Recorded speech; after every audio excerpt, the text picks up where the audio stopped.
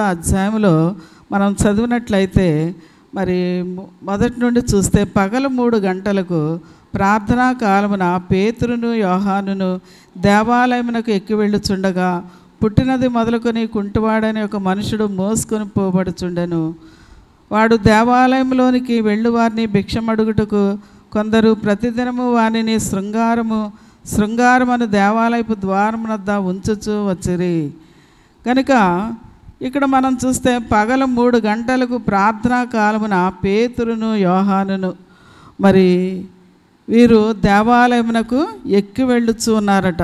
పుట్టినది మొదలుకొని కుంటివాడైన ఒక మనుషుడు మోసుకొని పోబడుచుండెను. పుట్టింది మొదలు మరి కుంటివాడుగానే అతడు పుట్టాడు. అయితే మరి పగలు 3 గంటలకు ప్రార్థనా సమయము.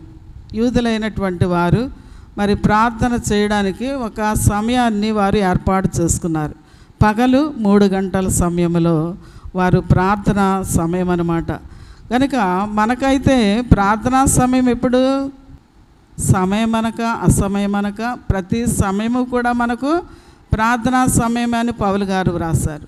అయితే మరి తండ్రి గారైన దేవదాసయ్య గారు కనిపెట్టు గంట అని తెల్లవారుజామున మరి 3 గంటలకు మరి కనిపెట్టు గంట అని తండ్రి గారు వ్రాసారు.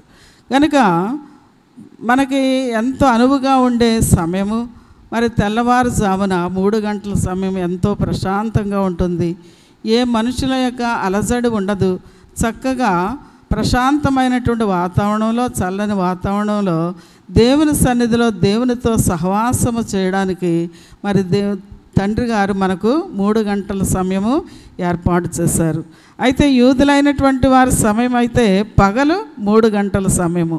అయితే పగలు మరి 3 గంటల సమయానికి దేవాలయానికి ఎక్కి వెళ్ళుచూ ఉన్నారట.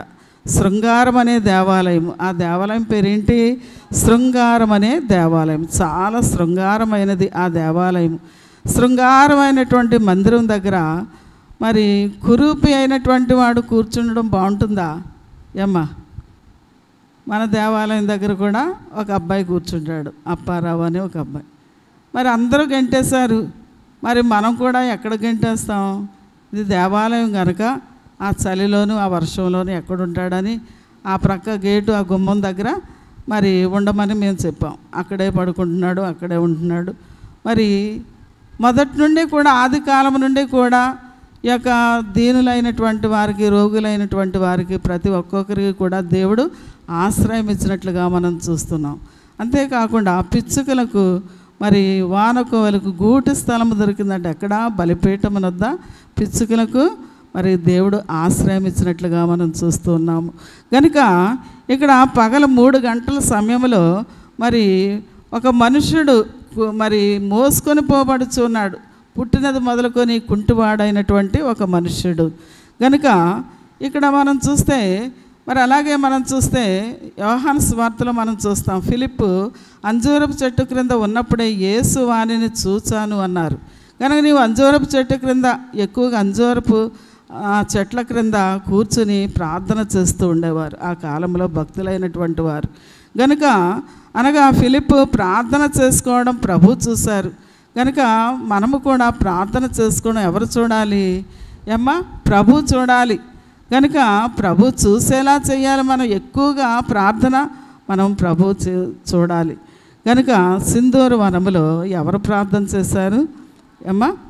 అబ్రహాము సింధూర వనములో ఎండవేళ ఎప్పుడు చేశాడు? చల్లగా ఉంటే చేయడం కాదు, ఎండవేళ కూడా. మరి చాలామంది ఎండని మానేశారు. గత వారంలో వచ్చిన వారు అందరూ ఏమైపోయారు? ఏమో తైలాభిషేక ఆరాధన. ఆ తైలాభిషేకం ఉంటే చాలు మాకు, ఎంతసేపు దేవుని దగ్గర నుండి పొందుకోవడమే. అంతేగాని మనం దేవునికి సమయం ఇవ్వద్దా? మరి ఎండనక వాననక మరి ప్రతి ఒక్కరూ కూడా దేవుని సన్నిధిలో ఉండాలి. సమయం అనక అసమయం అనక ప్రతి సమయంలో ఈ సమయంలో వింటాను, ఆ సమయంలో నేను వినను అని ప్రభు చెప్పలేదు.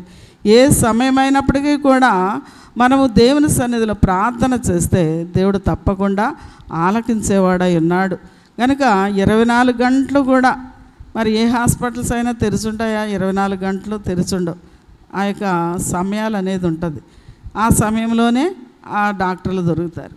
కానీ మరి ఈ యొక్క మన ప్రార్థనాపరుడైనటువంటి దేవుడు మరి ఆయన అన్ని సమయాల్లో కూడా మనల్ని బాగు చేయడానికి సంసిద్ధుడుగా ఉన్నాడు. కనుక నిత్యము కూడా మరి దేవుని సన్నిధిలో ప్రార్థించే వారముగా ఉండాలి. కనుక 3 గంటల వేళ, మనకు 3 గంటల వేళ తెల్లవారుజామున మనకు కనిపెట్టు గంట అని తండ్రి గారు ఏర్పాటు చేశారు. ఎంతసేపు ప్రార్థన అది కావాలి, ఇది ప్రార్థన అనగా అడుగుట, ప్రార్థన అది కావాలి ఇది కావాలని మనం అడగటం కాదు, కానీ ఎక్కువ సమయము దేనిలో గడపాలి? మనము కనిపెట్టుటలో ఉండాలి. ఏమ్మా, కనిపెట్టుట. మనుషులు కనిపెడితే వాళ్ళు సిగ్గుపరుస్తారు, కానీ దేవుడు సిగ్గుపరిచేవాడు కాదు. మనలను సిగ్గుపరిచే దేవుడు కాదు. ఆయన కొరకు కనిపెట్టు వారిలో ఎవడనూ కూడా సిగ్గునందడని దావీదు గారు రాశారు. కనుక దేవుని కొరకు కనిపెట్టండి. ఎక్కువగా మరి కమిటీ ప్రార్థనలు చేస్తున్నటువంటి వారు ప్రార్థనలో మరి అందరూ పెద్ద పెద్ద ప్రార్థనలే చేసేసి మరి ముగిస్తూ ఉన్నారు, కానీ మరి ఇంకా సమయం ఎప్పుడు దేవుని సన్నిధిలో మీరు గడుపుతారు? దేవుని సన్నిధిలో కనిపెట్టుట, మౌనంగా ఉండడం మీకు కుదరడం లేదు. సమయం అంతా మీరే తీసుకుంటే దేవునికి సమయం ఎప్పుడు ఇస్తాం? మనం మాట్లాడడానికే సమయం తీసుకుంటున్నాం, కానీ దేవుడు మాట్లాడడానికి సమయం ఇవ్వడం లేదు, వెళ్ళిపోతున్నాం. కనుక దేవుడు మాట్లాడే సమయం ఏదంటే మౌనంగా కనిపెట్టుటలోనే ప్రభు మనతో మాట్లాడేవారై ఉన్నారు. కనుక ఎక్కువ సమయము దేవుడు మాట్లాడడానికి మనం సమయం ఇచ్చేవారముగా ఉండాలి. కనుక మనం తక్కువ ప్రార్థన చేయాలి, ఎక్కువగా దేవుని మాట వినాలి. కనుక తక్కువ ప్రార్థన చేస్తే రాదనుకుంటారేమో అని మరి ఒకవేళ అలా అనుకుంటారేమో చాలామంది. ఎక్కువ ప్రార్థన చేసిందే చేసేయడం విస్తరించి చేయొద్దన్నారు ప్రభు. శాస్త్రులు పరిసయ్యుల వలె మనము విస్తరించి చేయకూడదు. మత్తయి సువార్త 6వ అధ్యాయం 6వ వచనంలో మనం చూస్తాము. కనుక విస్తరించి చేసిందే మనం చేయకూడదు, కానీ ఒకళ్ళు చేసిన ప్రార్థన మరొకళ్ళు చేయకూడదు. ఎంతో ప్రార్థన ఉంటుంది, ఆ ప్రార్థనలో కొంత నువ్వు చెయ్యి, కొన్ని విషయాల గురించి మరొకళ్ళు చేయండి, వాళ్ళ వదిలిన అంశాలు మిగతా వాళ్ళు చేయొచ్చు. అంతేగాని చేసిన వాళ్ళే మళ్ళీ రిపీట్ చేసేస్తూ ఉంటే సమయం అంతా కూడా ప్రార్థించడంలోనే అయిపోద్ది. ప్రార్థన అనగా దేవుని సన్నిధిలో విధేయత కలిగి ఉండాలి. గడగడలాడుచు యెహోవాను సేవించుడి. కనుక గడగడలాడుచు సంతోషించుడి. కనుక భయభక్తులు కలిగి యెహోవాను సేవించుడి. కీర్తన గ్రంథం 2వ అధ్యాయంలో మనం చదువుతాం. కనుక గడగడలాడాలి. దేవుని సన్నిధిలోనికి వెళ్ళాలంటే అంత అధికారి, సర్వాధికారి, ఈ లోక అధికారుల దగ్గరే గడగడలాడి మరి మోకరించి మరి ఎంతో చేతులు కట్టుకుని వినయంతో చాలా వినమ్రుడుగా నిలబడి మాట్లాడుతూ ఉంటారు. మరి దేవుడు ఇంకా గొప్పవాడు కదా. పరలోకమందును భూలోకమందును నాకు సర్వాధికారము ఇవ్వబడి ఉన్నది. అన్నిటి మీద అధికారి ఆయన, సమస్తాన్ని కలుగజేసినటువంటి దేవుడు. కలిగి ఉన్నది ఏది ఆయన లేకుండా కలగలేదు. కనుక అంత సర్వాధికారం ఉంది. మనం ఎంత విధేయతగా మాట్లాడాలండి. ఏమా, కొందరు గద్దించేస్తూ ఉంటారు. ప్రార్థనలో గద్దించడం ఏంటి? ప్రార్థన అంటే ఏంటి? తగ్గించుకుని నిన్ను నీవు నెమ్మదిగా మాట్లాడాలి, అంతేగాని నువ్వు దేవుని గద్దించేస్తావా? అడగమన్నావు, అడుగుతున్నావు, నాయన ఇచ్చేయి, ఎంతసేపు ఇచ్చేయి. ఏమా, సామెతల గ్రంథంలో ఒక మాట ఉంది. జలగకట ఇమ్ము అని 2 కూతుళ్ళు ఉన్నారంట. పెద్దదాని పేరు ఇమ్ము అంట, రెండో దాని పేరు కూడా ఇమ్మే. ఇమ్ము అది ఇవ్వు, ఇది ఇవ్వు. ఇంకెంతసేపు నాకు ఇవ్వు అండమేనా? దేవునికి మనం ఇవ్వద్దా? ఆ సమయాన్నే దొంగిలించేస్తున్నాం, ఇంకేమిస్తాం మనం? కనుక ఎంతసేపు అది ఇవ్వు, ఎంతసేపు నీ కుటుంబం చుట్టే నీ ప్రార్థన ఉంటుంది. కనుక వాని కుడి చేయి పట్టుకొని లెమ్మనగానే వాడు దిగ్గున లేచాడు. లేచి మరి లేవలేనటువంటి వాడు లేచాడు. ఎప్పుడైతే నజరేయుడైన యేసు నామాన్ని వారు మరి లేవమన్నారో వాడు లేచాడట. మొట్టమొదటిగా లక్ష్యం ఉంచాడు పేతురు యోహాన్ల మీద, రెండవదిగా లేచాడు, మూడవదిగా నిలిచాడు, నాలుగవదిగా నడిచాడు, ఐదవదిగా గంతులు వేశాడు, ఆరవదిగా స్తుతించాడు, ఏడవదిగా ఈ దేవాలయంలోనికి వెళ్ళాడు. ఇక్కడ 7 మెట్లు ఎక్కినట్లుగా మనం చూస్తున్నాం. ఇది ఎంత అద్భుతమో చూడండి. కుంటివాడు, పుట్టినది మొదలుకొని కుంటివాడిని ఎవరైనా బాగు చేస్తారా? మధ్యలో కాలు ఇరిగిపోయినా కుంటివాడైనా బాగు చేయొచ్చేమో, కానీ పుట్టుకుంటువాడిని ఎవరు బాగు చేయలేదు. ఎవరు బాగు చేశారు? పుట్టించినటువంటి దేవుడే, ఆ నజరేయుడైనటువంటి యేసే మరి బాగు చేసినట్లుగా మనం చూస్తున్నాం. ఒక క్షణంలో స్వస్థత పొందాడు. ప్రభువే చెప్పారు కదా, యోహాను సువార్త 14వ అధ్యాయము 12వ వచనములో మనం చదివినట్లయితే, నేను చేయు క్రియలు నా యందు విశ్వాసం ఉంచువాడును చేయును, వాటికంటే మరి గొప్పవి అతడు చేయనని మీతో నిశ్చయముగా చెప్పుచున్నాను. నాకంటే గొప్పవి చేస్తారు అని అంటున్నారు ప్రభు. ఏమండి, ఈ లోకంలో బాగు చేసే స్వస్థత వరం ఉన్నదని చెప్పుకునేవాళ్ళు వాళ్ళ ఎదురుగా ఎవరైనా చేస్తుంటే సహించలేరు, వారవలేరు. ఇక్కడ ప్రభు ఏమంటున్నారు? నాకంటే గొప్పవి చేస్తారు అంటున్నారు ప్రభు. ఎంత గొప్ప దేవుడు, ప్రేమ కలిగినటువంటి దేవుడు. ఇవ్వండి మీకు ఇవ్వబడును, అధికారాలు ఇచ్చారు ప్రభు. కనుక నాకంటే గొప్పవి చేస్తారు అయ్యా, మీరు చాలా గొప్పవి చేస్తారు, మీరు విశ్వాసం ఉంచండి అని చెప్తూ ఉన్నారు. కనుక మరి మనం చూస్తే ఇక్కడ ప్రతి వ్యక్తి కూడా మరి మొట్టమొదటిగా లక్ష్యం ఉంచాలి, దేవుని ఎడల లక్ష్యం ఉంచేవారమై ఉండాలి. అలాగే మరి రెండవదిగా లేచాడు. ప్రతి వ్యక్తి కూడా తానున్నటువంటి స్థితిలో నుండి లేవాలి. ఏ పాప స్థితిలో ఉన్నావో, ఏ వ్యాధి స్థితిలో ఉన్నావో ఆ స్థితిలో నుండి నువ్వు లేచి మరి నిలవబడేవారమై ఉండాలి. కనుక మొదటిగా మనిషి తన పాప స్థితి నుండి లేవాలి.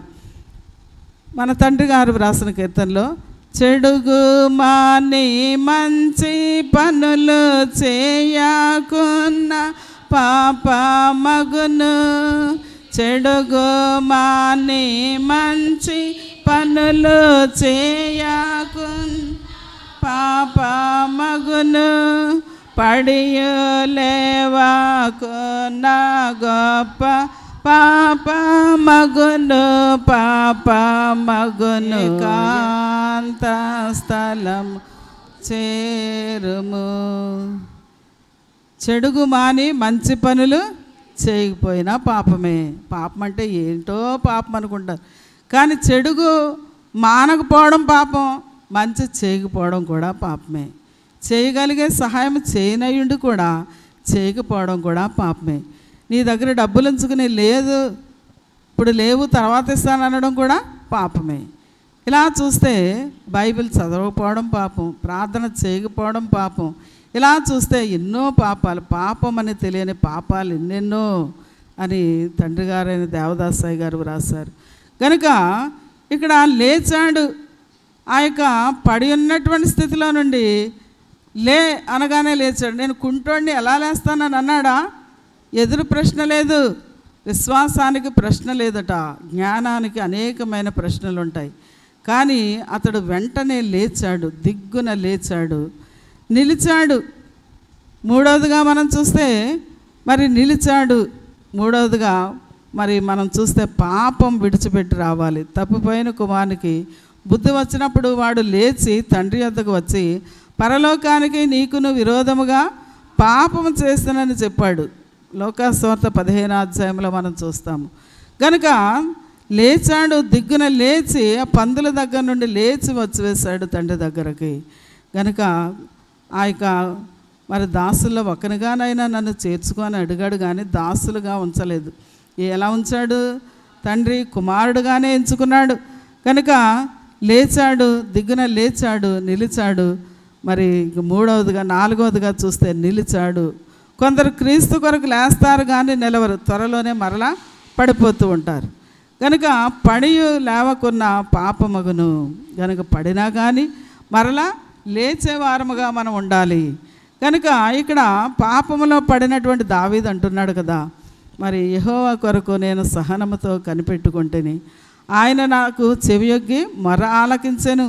కనుక కీర్తన గ్రంథం 40వ అధ్యాయము 1-2 వచనాలు చదవండి. యెహోవా కొరకు నేను సహనముతో కనిపెట్టుకొని ఉంటిని, ఆయన నాకు చెవియొగ్గి నా మొర్ర ఆలకించెను. నాశనకరమైన గుంటలో నుండి, జగటి గల దొంగ ఊపిలో నుండి ఆయన నన్ను పైకెత్తెను. నాశనకరమైనటువంటి గుంట, జగటి గల దొంగ ఊపి ఈ పాపం అనేది. కనుక దానిలో నుండి అద్భుత రీతిగా దేవుడు మనల్ని పైకి లేవనెత్తేవాడై ఉన్నాడు. కనుక మనల్ని లేవనెత్తేవాడై ఉన్నాడు. మేము ఏ విషయంలో పడిపోలేదని అనుకుంటూ ఉంటారు చాలామంది. అందుకే కొరింథీయులకు రాసిన పత్రికలో 1 కొరింథీయులకు పత్రిక 10వ అధ్యాయంలో మనం చూస్తే 12వ వచనం చదవండి. తాను నిలుచున్నానని తలంచుకునివాడు పడకుండానట్లు జాగ్రత్తగా చూసుకొనవలెను.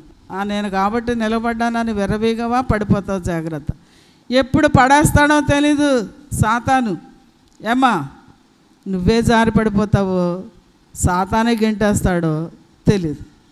నేను పడలేదండి, వాడే గెంటేస్తాడని అంటే ఏదైతే మొత్తాన్ని పడ్డావు కదా, పాపం పాపమే.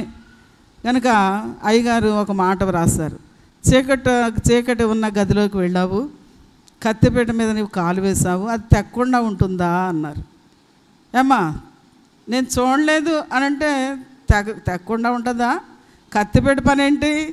తెగగొట్టడమే. నువ్వు చూసి కాలు వేసినా చూడకుండా వేసినా దాని పని ఏంటంటే కత్తి తెగడమే. కనుక అలాగే పాపంలో పడడం కూడా అంతే. నీ అంతటి నువ్వు పడినా ఒకటే, వేరే ఒకడు వచ్చి గెంటి వేసినా కూడా అంతే. కనుక జాగ్రత్త. కనుక ఏ రీతిగానైనా అది పాపమే. కనుక దేవుడు ఇక్కడ హెచ్చరిస్తున్నాడు. తాను నిలుచున్నానని తలంచుకుని వాడు పడకుండానట్లు జాగ్రత్తగా చూసుకునే వాళ్ళు. మనం జాగ్రత్త పడాలి. అశ్రద్ధగా ఉండడం కూడా పాపమే. చూడలేదండి, నాకు తెలియదండి అంటే ఒప్పుకుంటాడా దేవుడు? ఖచ్చితంగా అది పాపమే. కనుక ఒప్పుకోవాలి దేవుని దగ్గర, బొకాయించకూడదు. దేవుని దగ్గర నువ్వు బొకాయిస్తే ఇంకేమీ లేదు. కనుక దేవునితో మనము పెట్టుకోకూడదు, అది గుర్తుంచుకోండి. కనుక ఇక్కడ మనం చూస్తే మరి ప్రభువును పట్టుకొని వాడు పడిపోడు కానీ నిలవబడును, నా యందు నిలిచియుండుడి అన్నారు ప్రభు. యోహాను సువార్తలో మనం చూస్తే నా యందు నిలిచియుండుడి. ఎవడు నా యందు నిలిచియుండునో, నేను ఎవని యందు నిలిచిందునో వాడు బహుగా ఫలించును. కనుక మనం నిలవాలి, దేవుడు మనలో నిలవాలి, అప్పుడు ఫలింపు అనేది మనకు వస్తుంది. అంతేగాని నిన్ను నమ్మాలి కదా దేవుడు, నువ్వు నమ్మినంత మాత్రాన దేవుడు నమ్మేడు. దేవుడు నిన్ను నమ్మాలి. అబ్రహాము దేవుని నమ్మాడు. ఏమ్మా, దేవుడు అబ్రహాముని నమ్మాడు. దేవుడు మనల్ని నమ్ముతున్నాడా? కనుక జాగ్రత్త. దేవుడు మనల్ని నమ్మాలంటే నమ్మకంగా మనం జీవించాలి. ప్రాణాపాయం వచ్చినా మరణాపాయం వచ్చినప్పటికీ కూడా నీవు నమ్మకం ఉంచాలి. కనుక మరి మొదటిగా కుంటివాడు లక్ష్యం ఉంచాడు, రెండవదిగా లేచాడు, మూడవదిగా నిలవబడ్డాడు, నాలుగవదిగా చూస్తే మరి నడిచాడు, నాలుగవదిగా నడిచినట్లుగా మనం చూస్తున్నాం. ఒక విశ్వాసి తన భక్తి జీవితంలో నిలవడమే కాదు కానీ నడవాలి. కనుక పౌలు రోమాపత్రికలో రాశాడు కదా, రోమాపత్రిక 2వ అధ్యాయం 13వ వచనంలో మనం చూసినట్లయితే,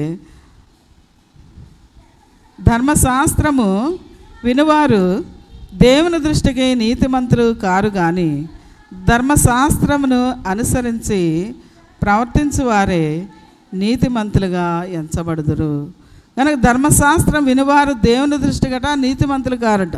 ధర్మశాస్త్రమును అనుసరించి ప్రవర్తించువారే నీతిమంతులుగా ఎంచబడుదురు. కనుక వాక్యం వినాలి, వాక్యంలో నిలవాలి, వాక్య ప్రకారంగా మనము నడిచే వారమై ఉండాలి. కనుక కడ వరకు కూడా మనము నడిచే వారమై ఉండాలి.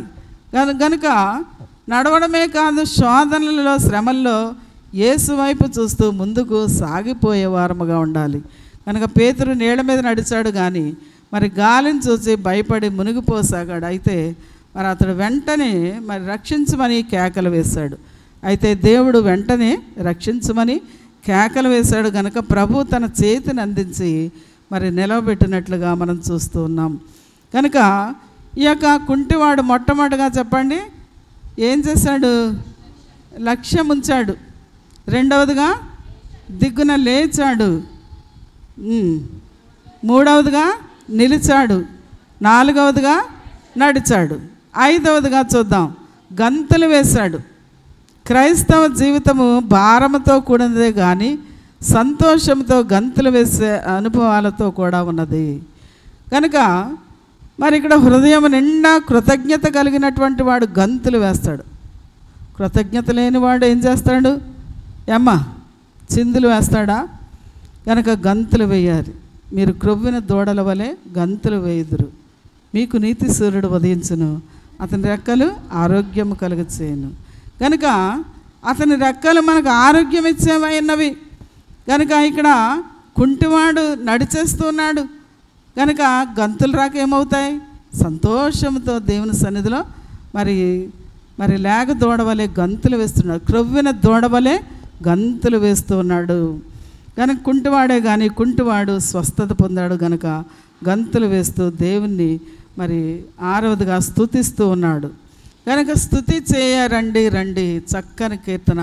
ఇక్కడ స్తుతి సాగదు, మనము వెళ్ళు అక్కడ స్తుతి సాగును. ఎక్కడ?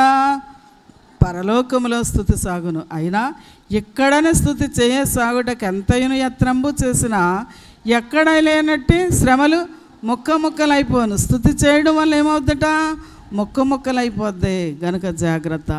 మరి దేవుని సన్నిధిలో విశ్వాసులారా దేవుని స్తుతించాలి. మన నాలుక ఎప్పుడు కూడా స్తుతించాలి, ఎప్పుడు కూడా పాటలు పాడుతూ ఉండాలి. ఎప్పుడు కూడా దేవుని స్తుతి అనేది మరి మన స్థితిని మార్చేదై ఉన్నది.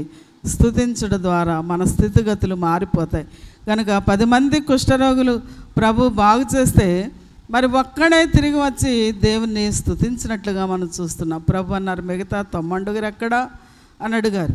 కనుక దేవునికి కృతజ్ఞతాస్థుతులు మరి దేవునికి చెల్లించే వారమై ఉండాలి. స్తుతి చేయుట దేవునికి ఎంతో ఇష్టమట. స్తుతి చేసేవారు ఆ యోధా గోత్రములో ఉన్నటువంటి వారు స్తుతి చేస్తారు. యోధ అనగా స్తుతి చేయుట, స్తుతించుట, దేవుని స్తుతించుట అనగా యేసు ప్రభువారు ఉన్నటువంటి గోత్రం యోధా గోత్రం అనగా యేసు ప్రభువారి గోత్రానికి చెందిన వారం అవుతాం.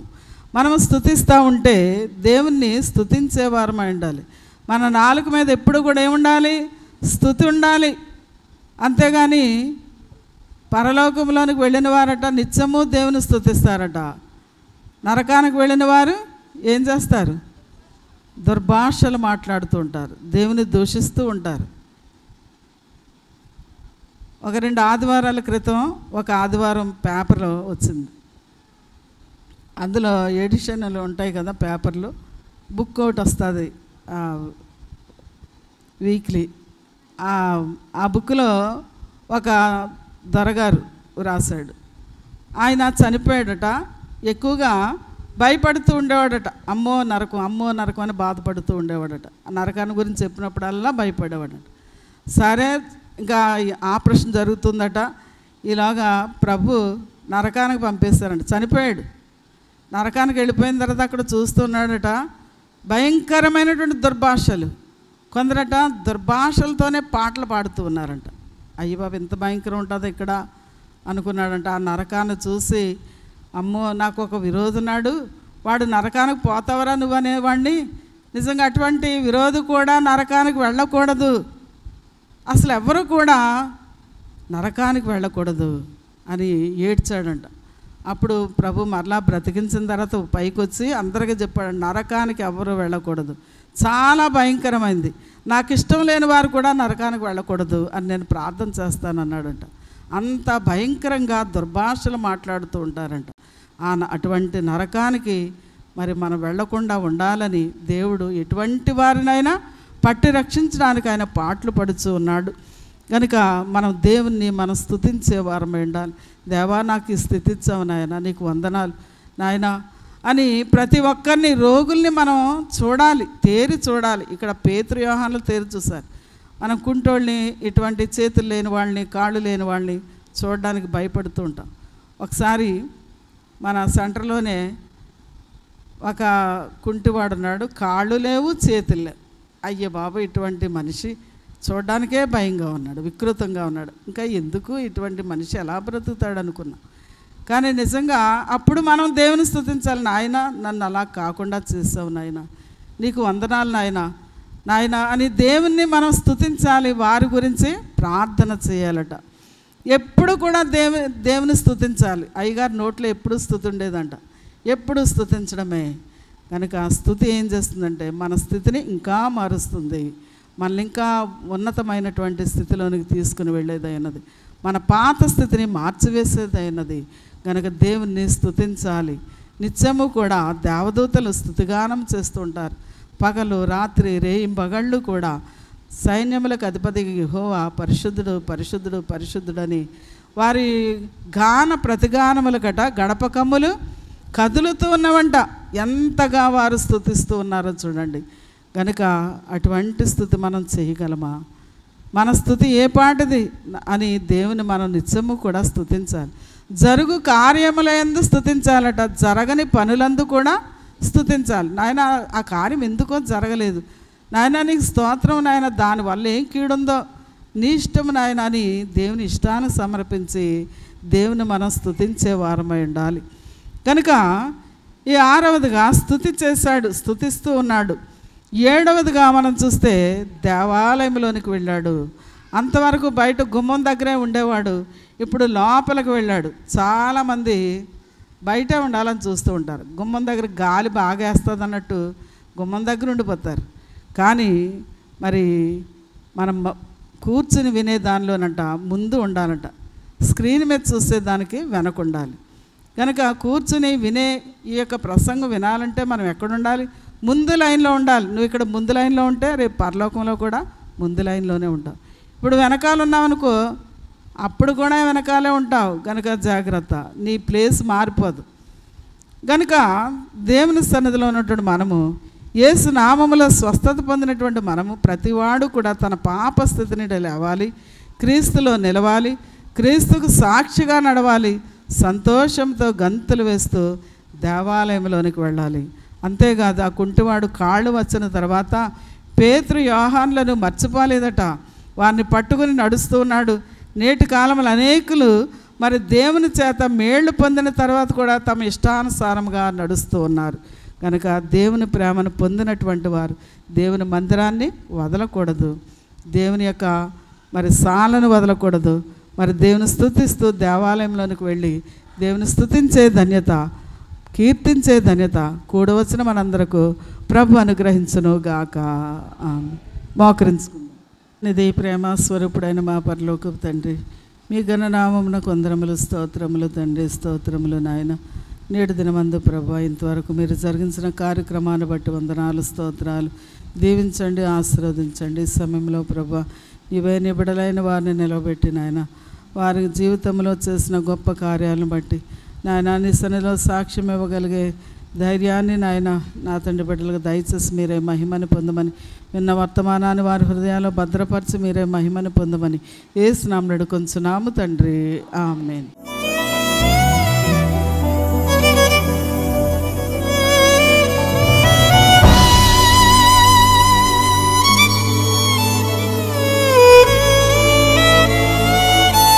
వీరు బాబు పుట్టాలని శాలకొచ్చి ప్రార్థన చేసుకోగా చక్కని బాబునిచ్చినందుకు సాక్ష్యము, అలాగే ఈ బాబుకు 3 నెలలు వచ్చినప్పుడు శ్వాస సరిగ్గా అందేది కాదంటండి, సాక్ష్యం చెప్తాననుకోగా చక్కని ఆరోగ్యం ఇచ్చినందుకు గట్టిగా చప్పట్లు కొట్టి మహింపరుద్దాం. మగబిడ్డ కావాలని ప్రార్థన చేసుకోగా చక్కని బాబునిచ్చినందుకు